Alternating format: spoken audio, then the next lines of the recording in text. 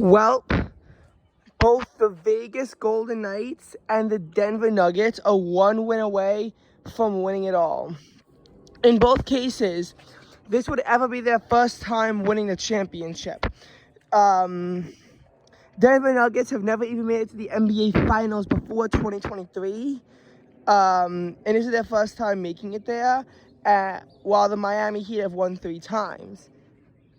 And for the Vegas Golden Knights, neither them or the Florida Panthers have ever won the Stanley Cup. Vegas Golden Knights made it to the finals in 2018, but they only won 1 game before the Washington Capitals won the remaining 4 in their first ever NBA Finals experience. Vegas Golden Knights then kind of depreciated each year. Then they died a lot in the conference semifinals. One year they even died in the first round before this year, where they were finally able to come back at it into the hockey finals and likely to win it. These 2 playoffs plus the baseball playoffs in the MLB have actually had very similar stories. Not the NFL though, but all these have stories where in one conference you have the best team make it, which is typical, and in the other team you have a low-seeded team with a lot of this comeback story involved. We're going to talk about the lowest-seeded conference moving on first and see how this compares to everything else. I want you to also notice that in all of these, there's no reseeding, unlike in the NFL. So there's another cause of difference, is that unlike the NFL, they do not reseed the teams. So it's fixed bracketing in the divisional round. All right, so in the baseball playoffs of 2022, in the National League, the number 6 seed Philadelphia Phillies were able to take down the number 3 seed St. Louis Cardinals in the wild card round, while the number 5 San Diego Padres took down the number 4 New York Mets, who were already very disappointed that they could not win the NL East title. The number 6 Philadelphia Phillies went up hit up against the number 2 seed Atlanta Braves, but they took them down, while the number 5 seeded Padres stunned everyone by taking down the number 1 seeded Los Angeles Dodgers, who had the best National League record of all time ever since the games went from being 154 games played to 162 games played. The San Diego Padres and Philadelphia Phillies were now hit up against each other, and the Phillies were able to take the Padres down. Whereas in the American League, a more typical story happened. While the number 5 seed Seattle Mariners were able to sweep the number 4 seed Toronto Blue Jays, they then got swept by the number 1 seeded Houston Astros. Although the Mariners made one of the biggest comebacks in postseason history in the MLB after, 21 years earlier when the Mariners fell victim to it in the regular season.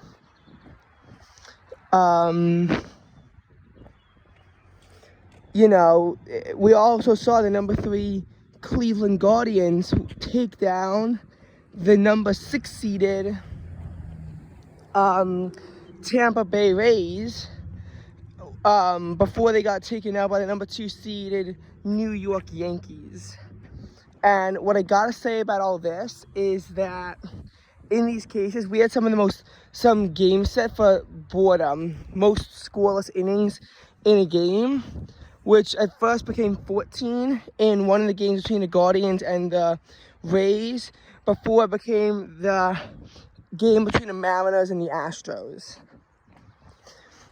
Now the number 1 seeded Astros will pit up against the number 2 seeded Yankees, but the Astros swept the Yankees. When the AL1 Houston Astros took on the NL6 Philadelphia Phillies, the Phillies lost, but they put up a fight in the process. And no one ever expected the Phillies to get to the World Series, considering that if it happened the year before, the Phillies would not have qualified for the playoffs. And then who knows what would have happened in the playoffs with the Phillies out of there. Overall, that postseason proves that having the number 6 seed in the playoffs was a success when the NFL expanded it to a number 7 seed. We have never seen a 7 seed take down a 2 seed. But this is just proof that it's working, that expanding the seeds actually means that teams can make it to the World Series. It actually helps to prove that point. And, you know, the play-in tournament in the NBA was really useful because it proved how 9 seeds could take down 8 seeds and make it to the playoffs, or how an 8 seed was able to usurp a 7 seed this year. Although that's, you know. Speaking of the NBA, how was that? The NBA was very interesting this year because the E8 Miami Heat first had to take down the E1 Milwaukee Bucks, which they did.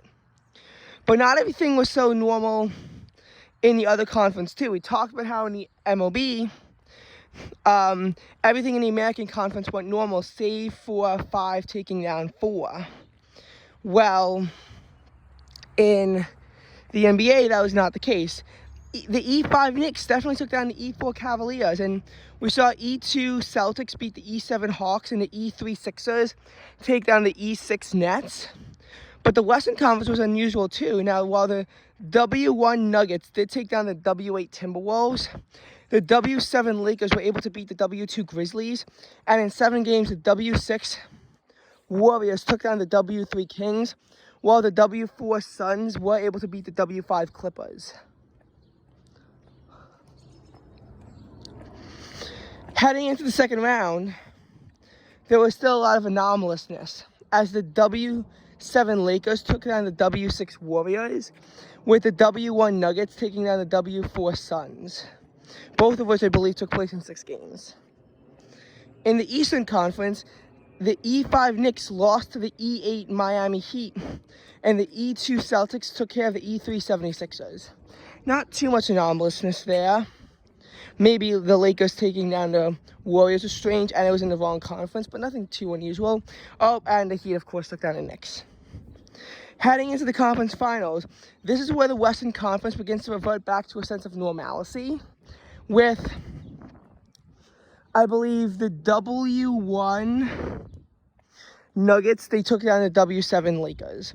But the E2 Celtics lost to the E8 Miami Heat, although the Miami Heat nearly squandered a 3-0 lead in the process in the series before getting their grip back on the series in Game 7.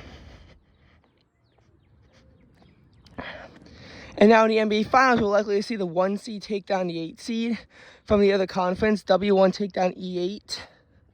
We'll likely see that happen, unless they can win 3 in a row. And the Golden Knights also up 3-1. Now, I'm not too much into hockey, but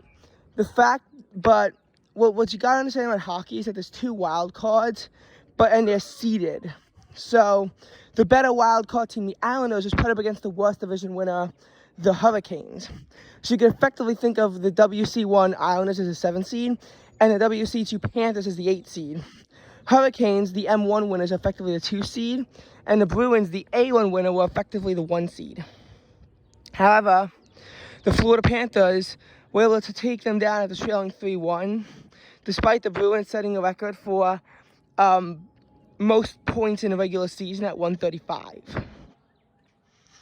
And despite setting that record, they still proved unable to move on from the wrath of the Panthers.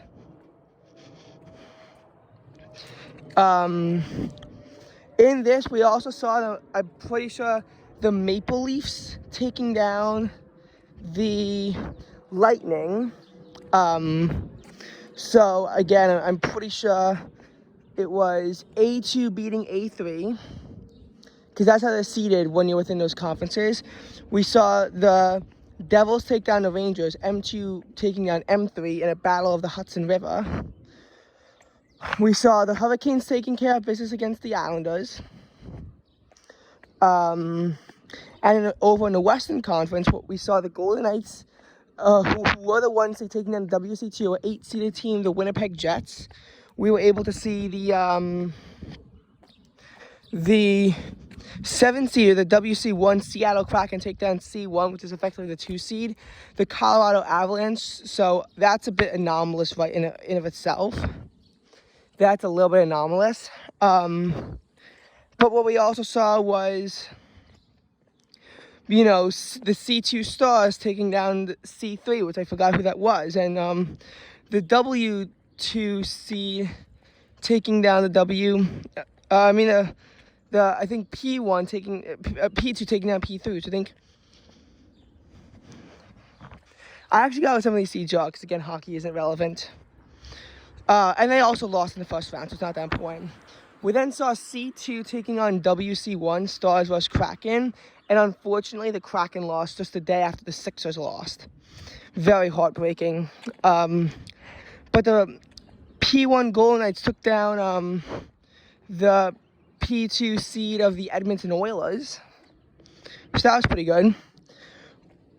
Golden Knights and Stars win for the Golden Knights. For the Panthers, they had to take on the M2 seed Maple Leafs, and they took care of business. Maple Leafs being pretty happy that they got past the first round for the first time since 2004, but unable to move past the second. Meanwhile, in the case of the Hurricanes, they took down the M2 seed, the New Jersey Devils. But when it comes to Hurricanes versus Panthers, Panthers sweep the Hurricanes. And the Golden Knights also took care of business against the Dallas Stars. So, again, a very interesting situation, but again, you know, a lot of parallels being seen here. So now I do want to take the time to discuss how is this different from football. Well, in football, the American League saw 2 beat 7, 3 beat 6, and 4 beat 5. Although with division standings, the fact that 4 was able to take down 5 with fewer wins, very interesting. But then 4 lost to 1, 3, and 3 beat 2. So in the AFC was actually more dynamic than the NFC, because in the NFC it was, well, 6 beat 3 and 5 beat 4, though 5 had a lot more wins than 4 did, again, seeding.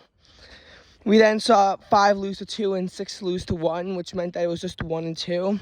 And both of the 1 seeds took on each other in the Super Bowl with a victory for the Chiefs. So there's actually a lot of boredom in that. And again, we didn't really see the spice of those lower seeded teams being able to survive.